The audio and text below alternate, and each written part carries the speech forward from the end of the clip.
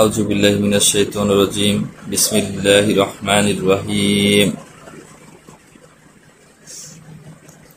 আলহামদুলিল্লাহি রাব্বিল আলামিন ওয়া আকিবাতুল মুত্তাকিন। আলিফ লাম মিম। যালিকাল কিতাবু লা রাইবা ফীহি হুদাল লিল মুত্তাকিন। আল্লাহুম্মা সাল্লি আলা সাইয়্যিদিনা মাওলানা মুহাম্মদ শাফিয়ানা নাবিয়ানা হাবিবানা মুহাম্মদ। আল্লাহুম্মা সাল্লি আলা সাইয়্যিদিনা মাওলানা মুহাম্মাদিন ওয়া আলা আলিহি ওয়া সাহবিহি ওয়া আজওয়াজিহি ওয়া আহলি বাইতি আজমাইন বিরহমাতিকা আরহামার রাহিমিন। আসসালামু আলাইকুম ওয়া রাহমাতুল্লাহি ওয়া বারাকাতুহু। সকল প্রশংসা আল্লাহ তাআলার দরবারে এবং লাখ কোটি দুরূদ ও সালাম মুহাম্মদ মুস্তাফা সাল্লাল্লাহু আলাইহি ওয়াসাল্লামের পবিত্র রূহ মুবারকে।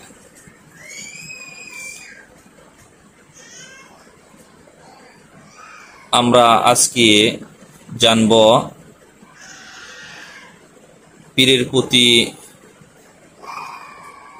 মুরিদানগণের কি আদব থাকা উচিত।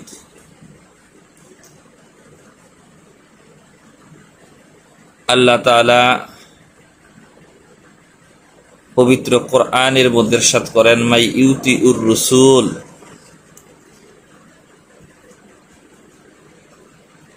যে আমার রাসূলের অনুসরণ করল সে যেন আমি আল্লাহ তাআলার অনুসরণ করল। এই আয়াতে কারিমার তাফসিরে রাসূল আকরাম সাল্লাল্লাহু আলাইহি ওয়াসাল্লাম বলেন,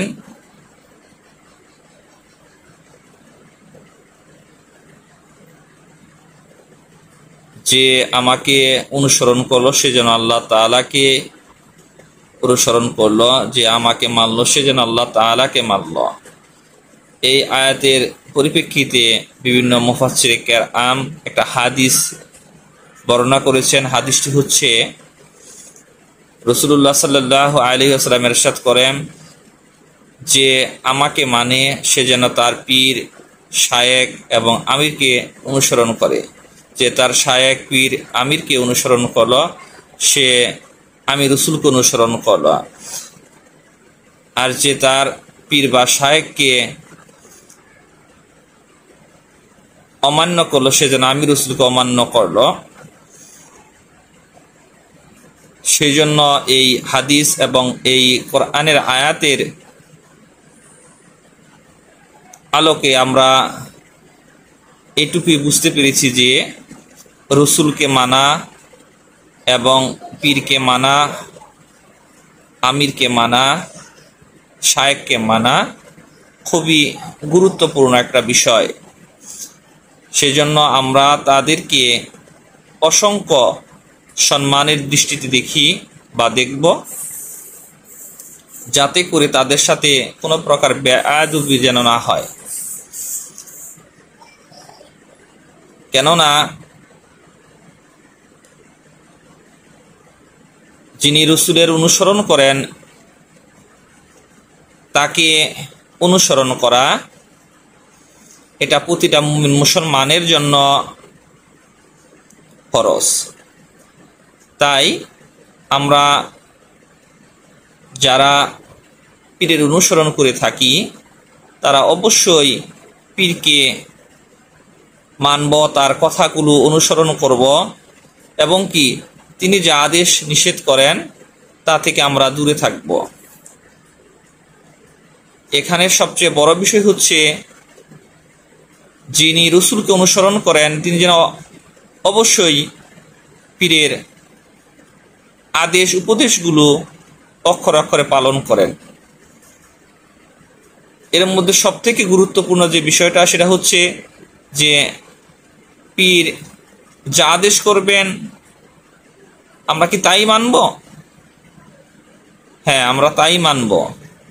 সেটা যদি হয় কোরআন সুন্নাহ অনুযায়ী, অবশ্যই সেটা আমরা মানব। সেই জন্য আমরা কোরআন সুন্নাহ অনুযায়ী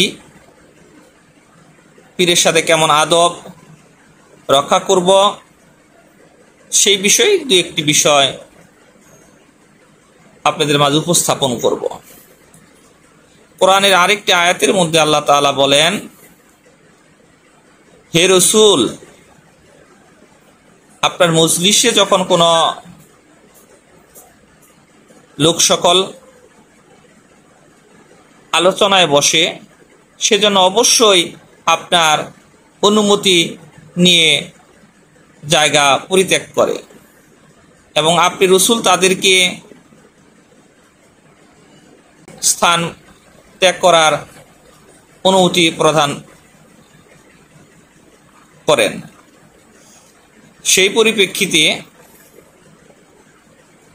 কোনো মজলিসে, পীরের কোনো মজলিসে বসলে সেখানে অবশ্যই আদব হচ্ছে পীরের অনুমতি নিয়ে সেখান থেকে সেই স্থান ত্যাগ করা,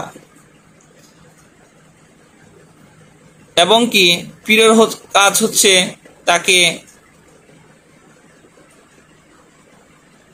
ওই স্থান থেকে পরিত্যাগ করার অনুমোদন দেয়া, যাতে করে সে তার জরুরত বিষয়গুলোকে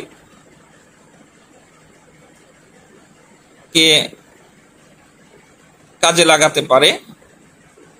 আমরা অবশ্যই যে কোনো কাজের ক্ষেত্রে পীরের অনুসরণ করব,